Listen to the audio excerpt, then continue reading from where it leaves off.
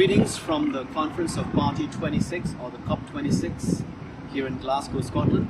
My name is Bremley Lyngdoh. I'm the founder and CEO of Worldview Impact Foundation with a mission to creating positive changes at the grassroots.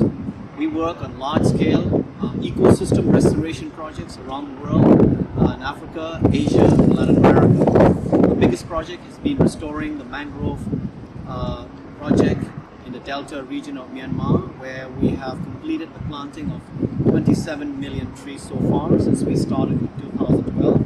And our goal is to plant 1 billion trees by 2023 to draw down 1 billion tons of carbon from the atmosphere and cool the planet down.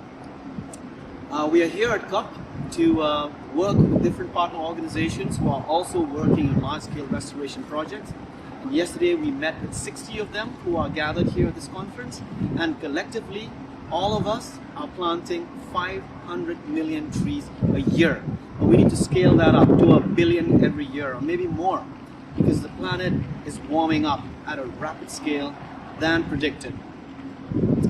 So I'm very happy to see a big delegation from the Indian Youth Climate Network here at COP26.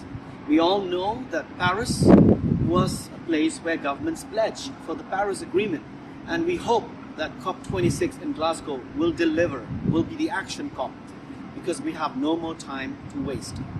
So my message to the Indian youth, at least those who are back home and not represented here at the actual negotiations, is to hold your political leaders and your legislators and negotiators who have been in these COPs accountable on what they have promised since Paris.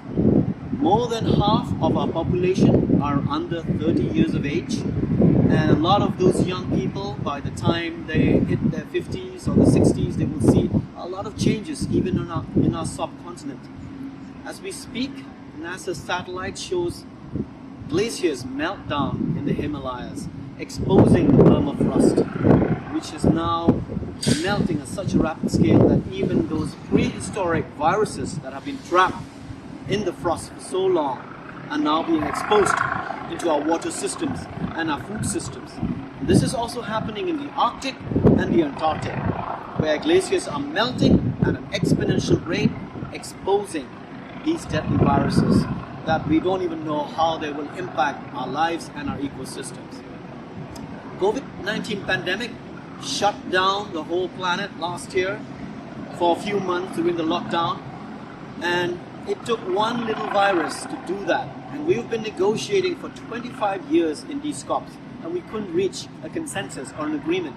But it took one little virus, COVID-19, to shut the economy, the global economy down, and lower global emissions by 10%.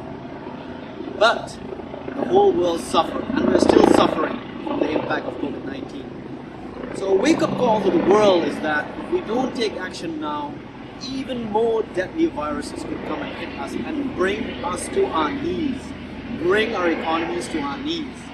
So the role of young people, the priority for young people, at least in India, is to live mindfully, to change your mindset.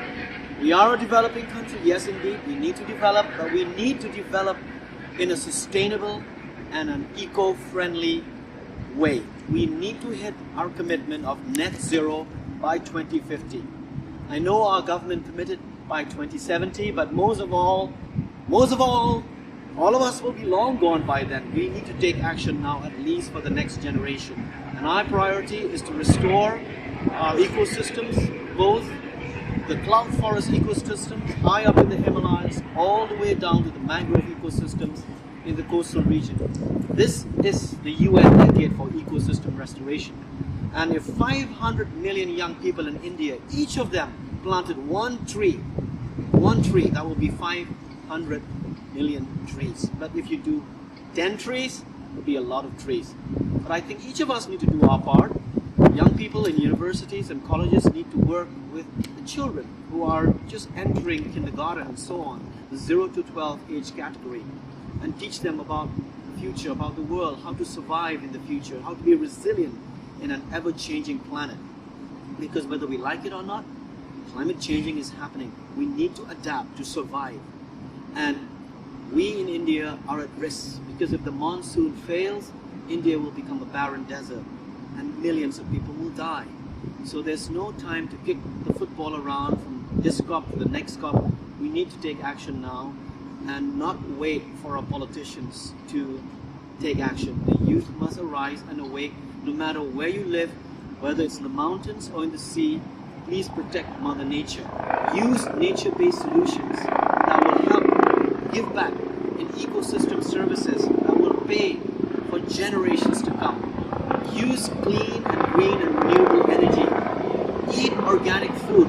Reduce plastic waste that is flooding the oceans through our rivers and streams, contaminating and killing all fragile marine ecosystems. If the ocean dies, we will die, because the ocean produces 70% of the oxygen that we and other beings breathe on the planet. We must protect the oceans. And I'm glad that as we speak, 10,000 young people are demonstrating in the streets of Glasgow, and tomorrow 60,000 will come to COP and send a clear message to our leaders, our negotiators here, that they can't wait. No more blah-de-blah-de-blah. They want action. So we need to use the energy of these young people around the world to hold our governments accountable and deliver on their climate action strategies.